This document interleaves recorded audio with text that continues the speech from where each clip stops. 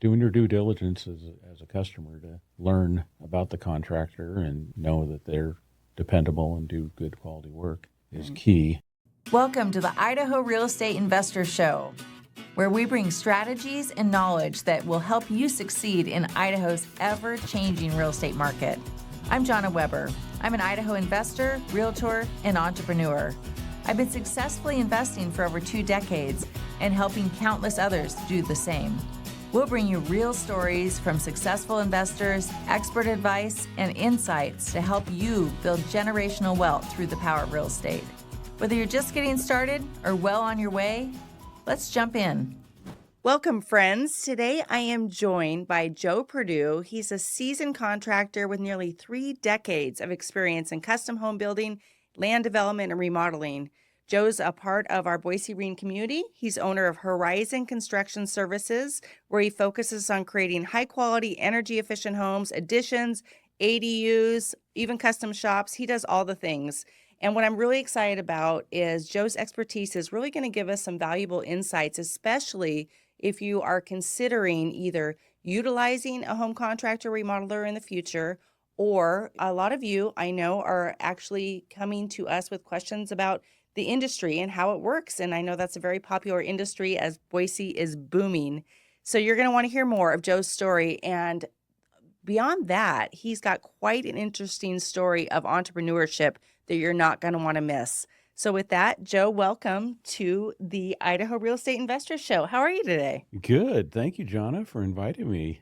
I appreciate it. My pleasure. We've known each other for what, about a little bit less than a year, I Yep. would say. Yeah, a And little less than a year. in that time, I've been watching some of your projects and know-how throughout the valley. And when I heard about your breadth of experience, I thought we need to have you on the show and to really dive into what's going on in the contracting world today. And also, I know that you've got such valuable tips for anybody that's looking to hire a contractor. So we're going to go ahead and get started. Sound good?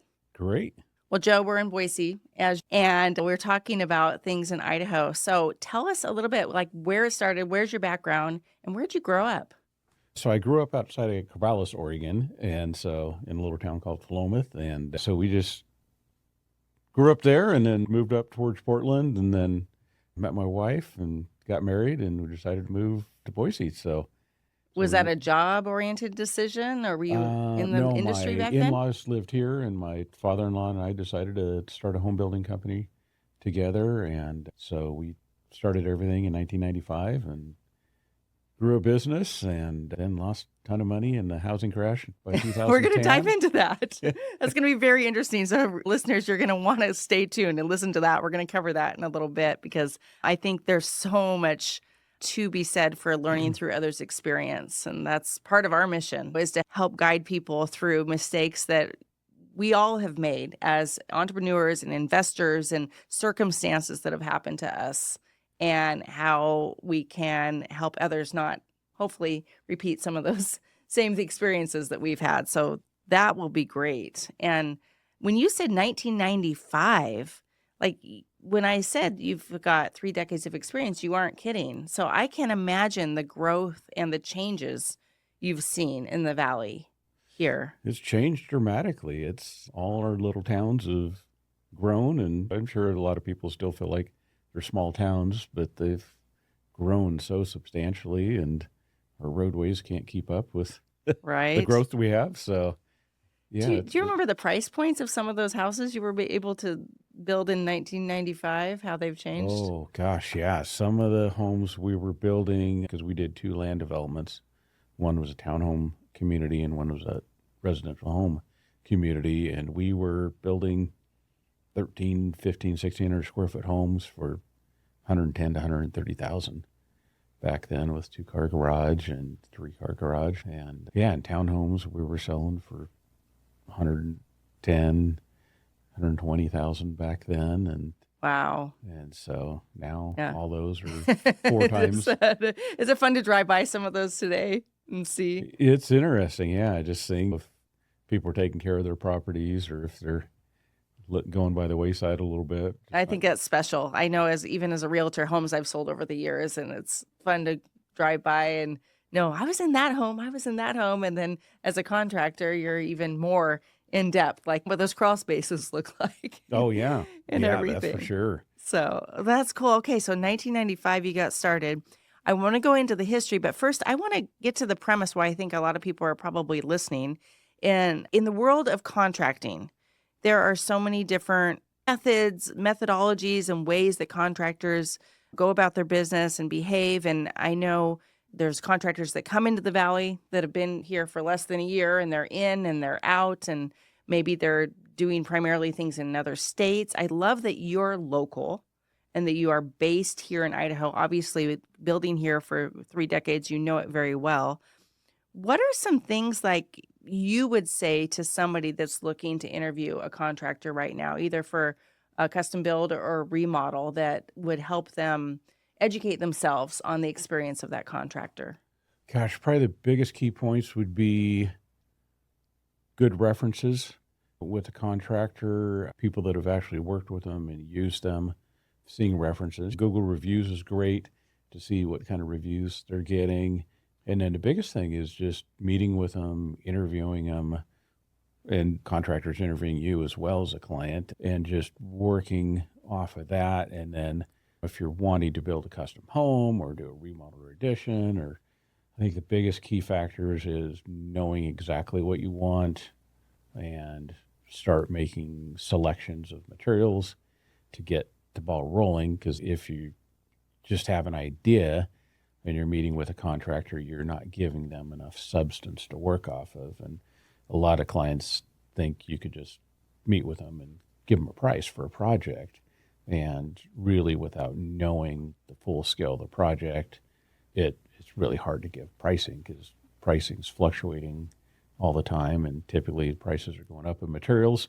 And so it's just really hard to just spitball pricing to somebody. So I know I've asked you a couple questions, like what is the process for becoming a licensed contractor in Idaho?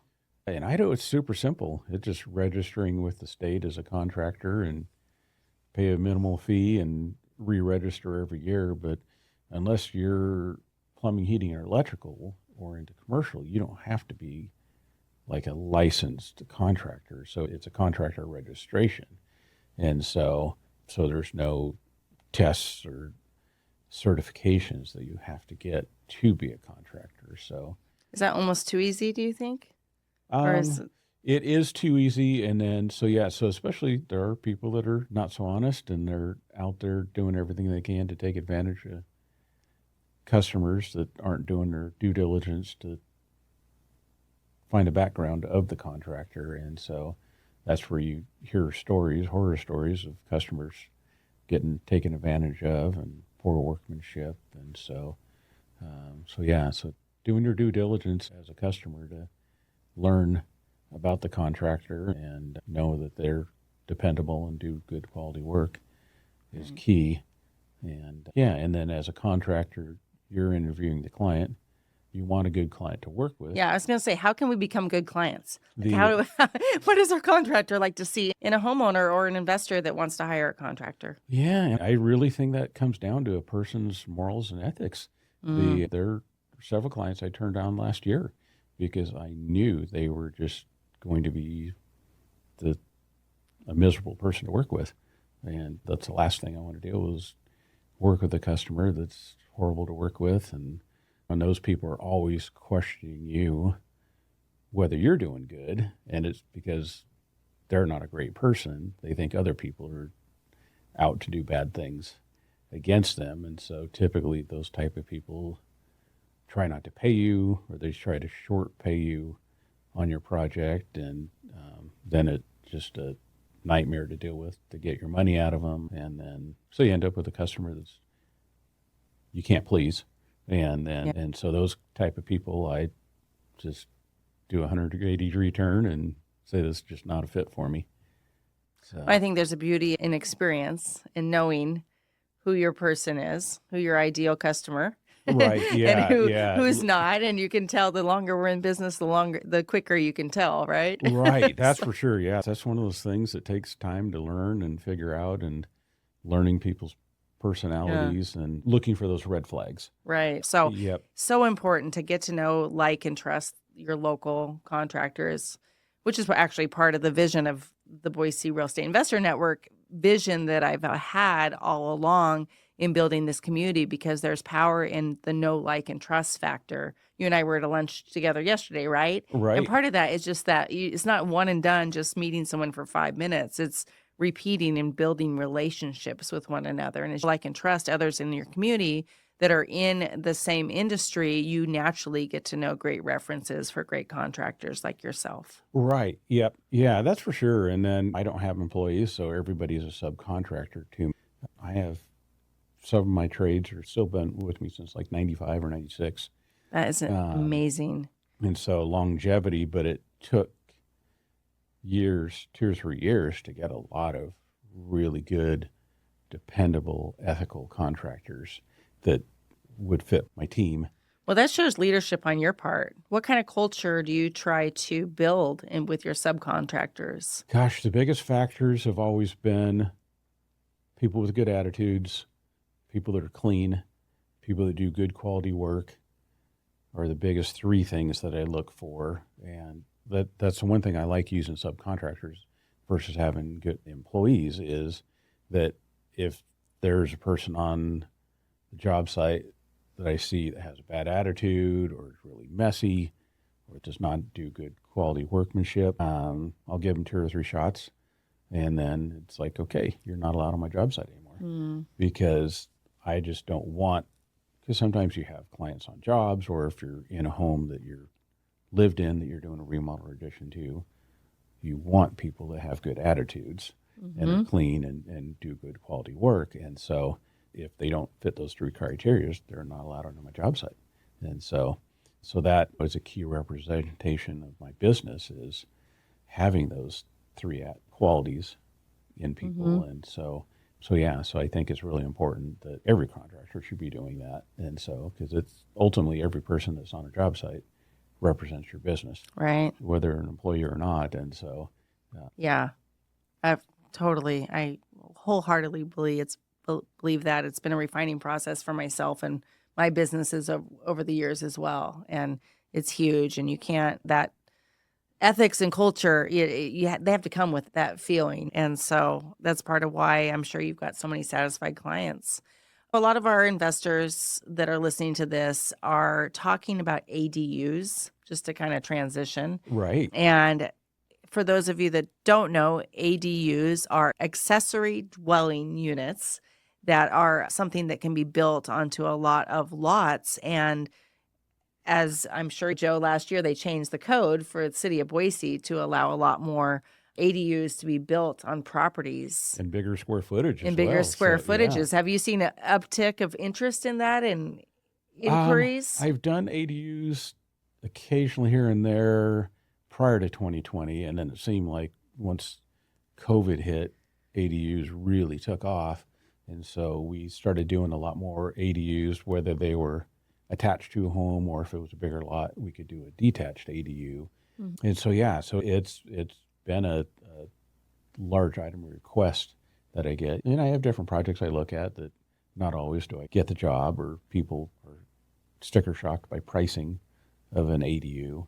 And so, but they've been a great thing. It just seems like when you see populations in their late 40s into their 60s, you see a lot of parents ended up moving in with you, and you're taking care of your parents. And so these are a great thing. And a lot of times ADUs too are just used for guests or family members, or if you have children coming back home. And so it's a great facet. And some people are using them for a rental property Right. as well. And so it just gives you great diversity for whether it's attached or detached to have Yeah. on your property. I think that's one of the best things that somebody wants to get started in investing can do. Either they're what's called house hacking.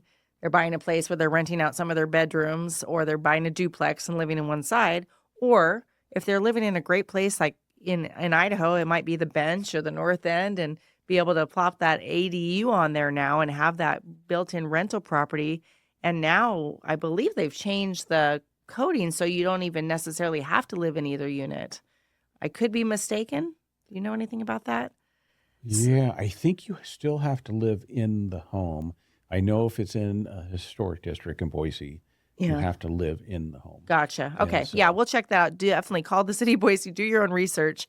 But there's just great opportunities to start investing in an otherwise really challenging market for buy and hold investors right now. So right. it's really exciting.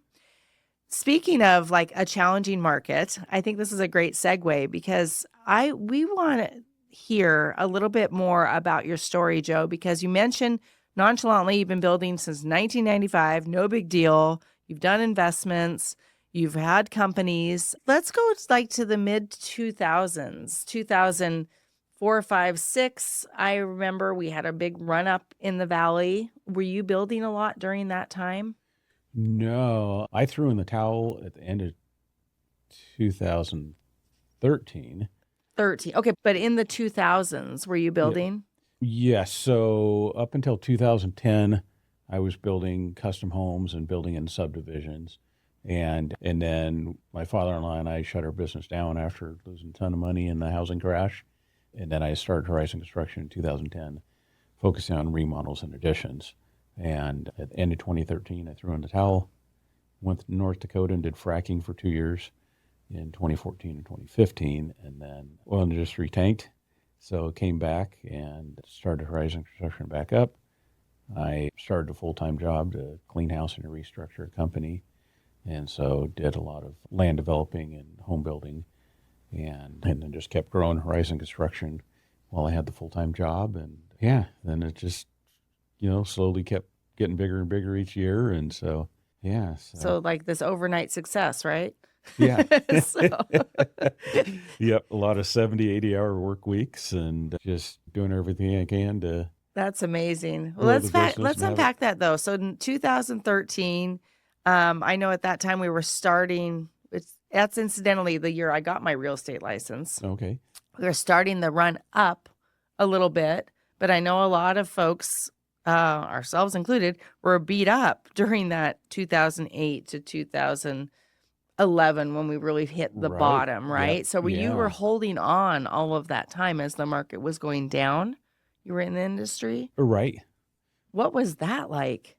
That was brutal. We had about 3 years where my wife and I, are we going to file bankruptcy this month or next month? And so each month we just eked by and squeaked by. And I was working 60 to 80 hours a week and just not making enough money, no matter how hard I worked and how many jobs I did.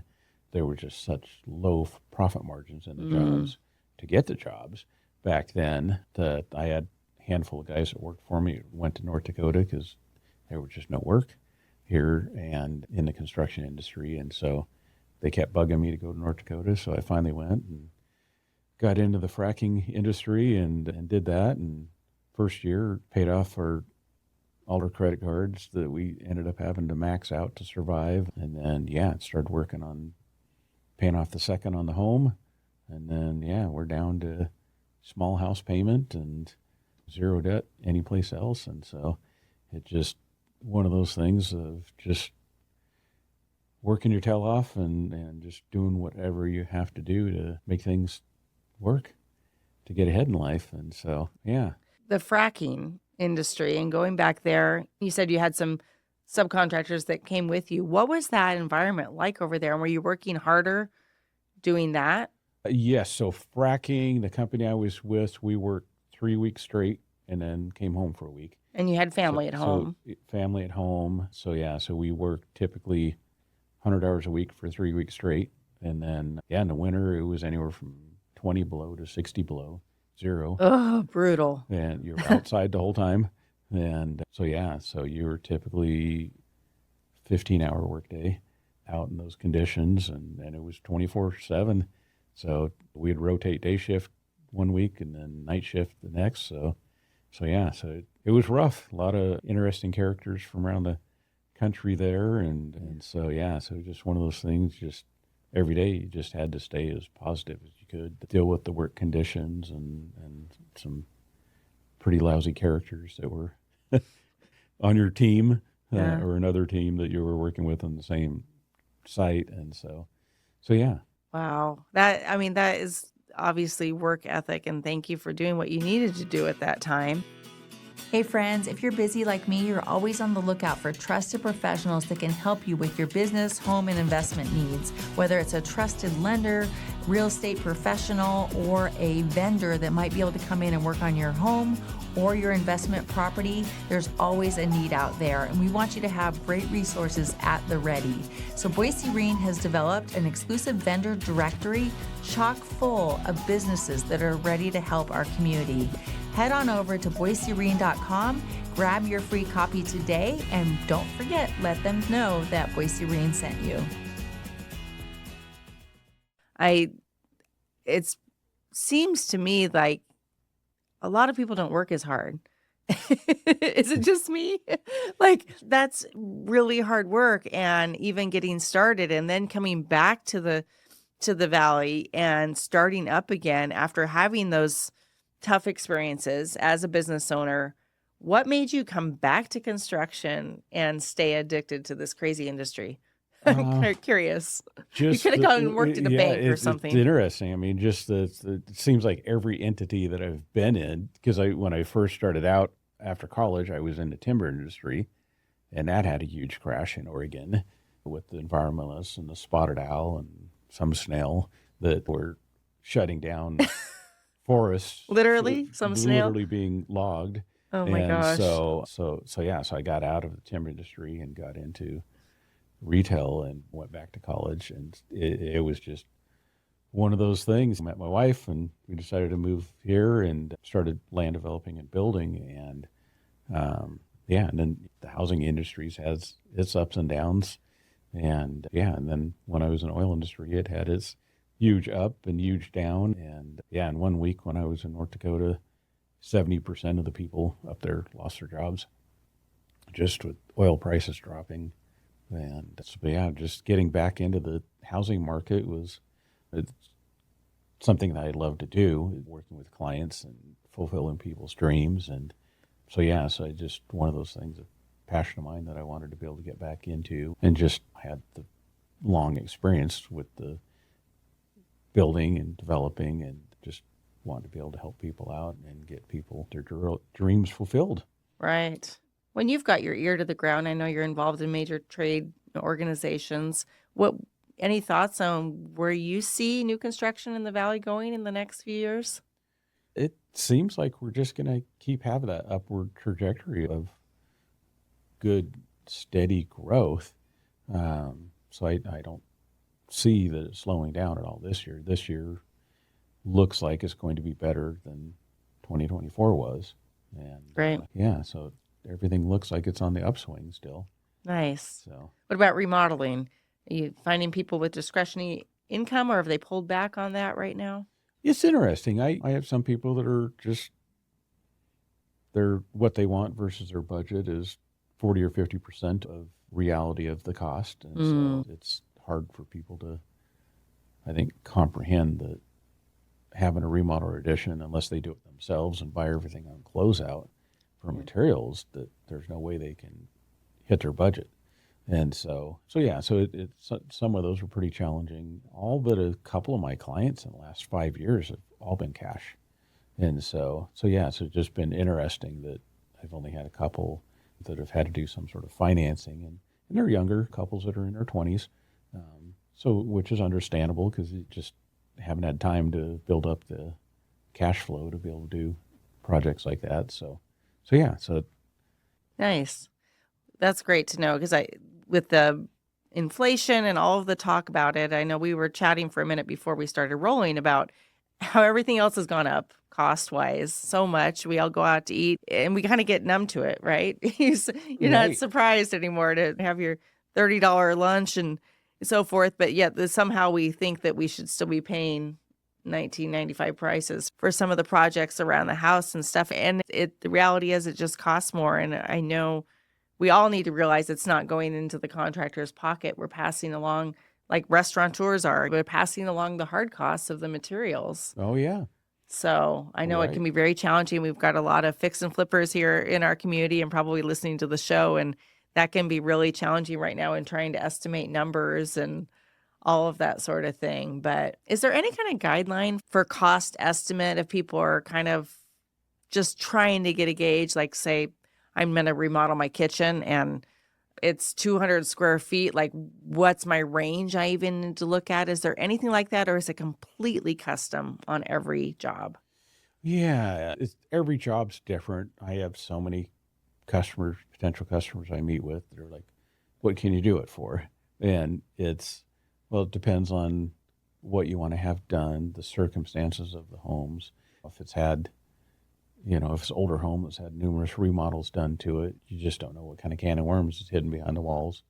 But if you're doing like a full renovation where you're tearing out your countertops and cabinets and flooring, and a lot of times you end up having to tear out drywall because you're redoing plumbing and electrical with the remodel.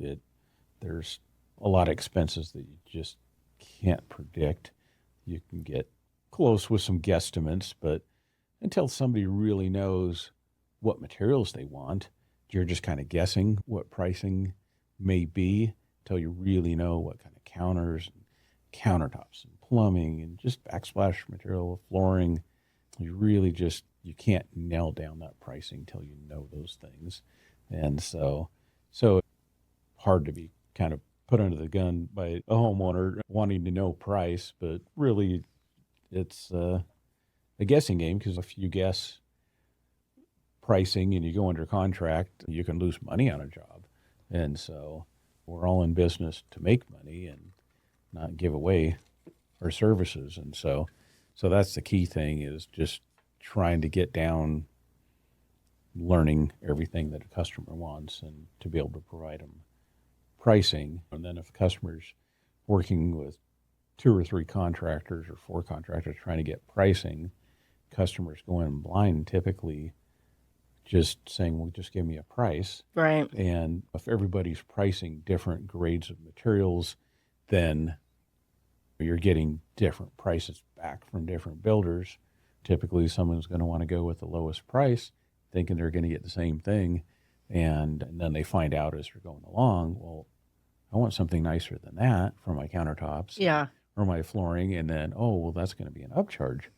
Well, all of a sudden now the cheapest contractor, you're paying them more than you would have paid the mid to higher price contractor, because they're dinging you for upgrades and they're charging you fees every time you upgrade something In there. and Yep. and so that's a hard pill to swallow for people, because then they're mad at the contractor because they feel like they got cheated, but it was just it was the contractor's way to get their foot in the door. And so they've done themselves a disservice, they've done the client a disservice, and then ultimately both parties aren't happy because they're mad at each other. And so it's one of those things that customers, homeowners need to do a better job of figuring out who they're going to work with and why they're working with that contractor. Sure. And I'll throw in one plug just as a realtor. And that is, I would encourage, if you're listening and you're thinking part of the reason you want to remodel is for resale and to get the most money out of your home, please connect, whether it's myself or your realtor that you work with, and get outside advice on what is going to give you the best bang for your buck and design wise. That would be my 2 cents, because I've had experiences where I've had sellers come to us and so proud that they just remodeled a certain area of their home, and it is either it's so taste specific that it's not going to appeal to the buyers Right. that are going to come in, or it's very obscure and things that somebody doesn't necessarily, the ordinary buyer doesn't necessarily even want in a house. Right. So if you're looking at selling, even if you don't think you're going to sell, I always think it's a great idea to think with the end in mind.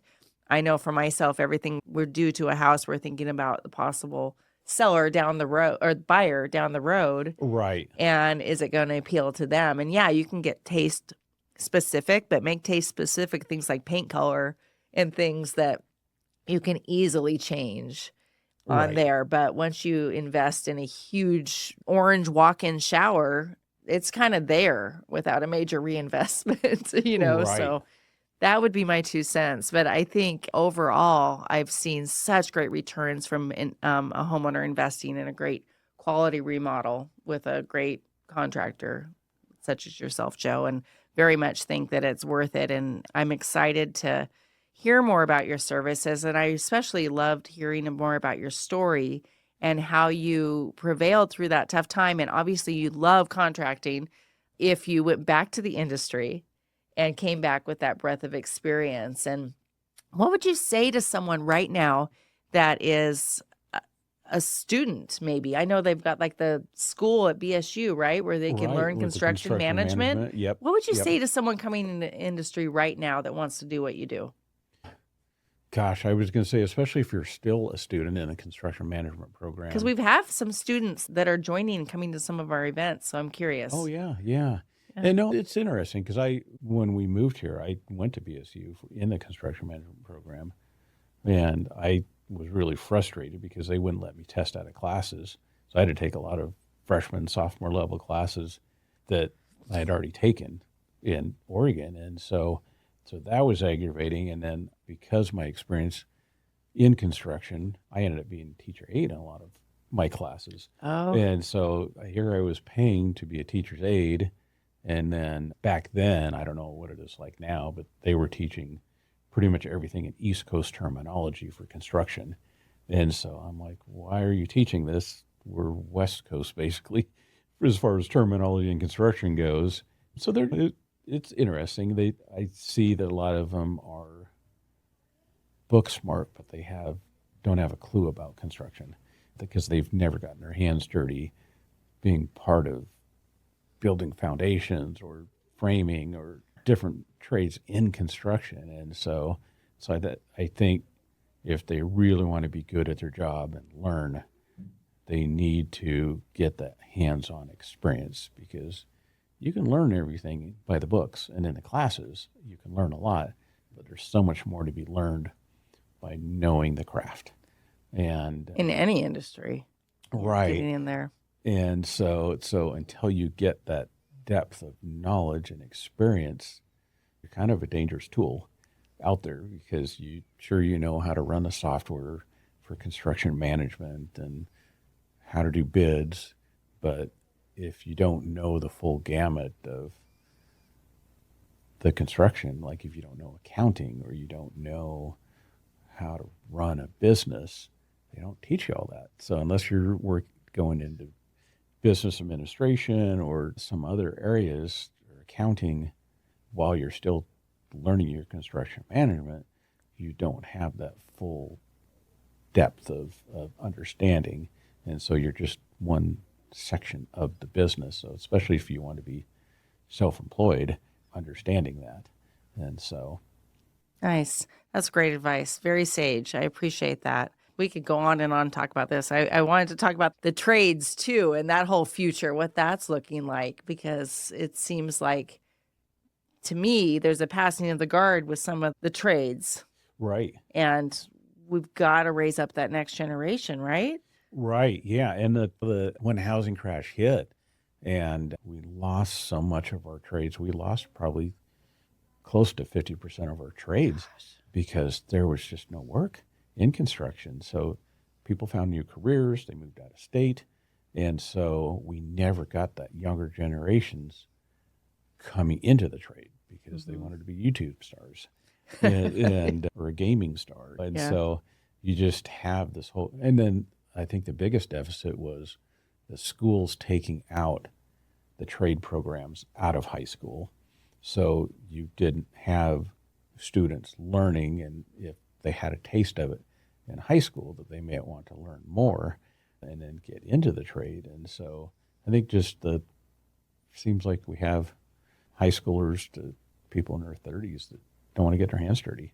They're afraid, I'm better than this, I should be getting paid a lot more, that they don't want to get in the trades. And so we've got a deficit in this valley that's never been filled of subcontractors, people getting into the industry. And it seems like our big influx that we've had in the last 3-4 years here, we've had a lot of new contractors coming in from out of state as well. And so it's interesting, but it seems like there's always a shortage. You know, everybody's busy and nobody's really keeping up with the demand. And so, I hear you. I agree. We could go on in this. I'm so interested in that whole concept as a former educator. So let's continue. Let's pick up that conversation and have some conversations with our community about that, because I do think it's powerful, and I do think there's education from folks like yourselves going in and impacting that and making some changes there. But that's a whole nother conversation.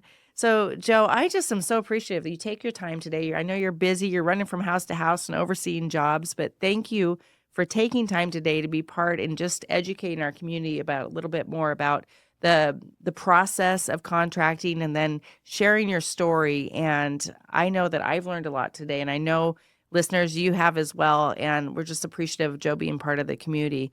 So as we wrap up, I always ask one question, and that is, what's Joe's future? Like, do you have any thoughts or bucket lists, the things that you want to see for yourself on a personal level in the next 3 to 5 years, Joe?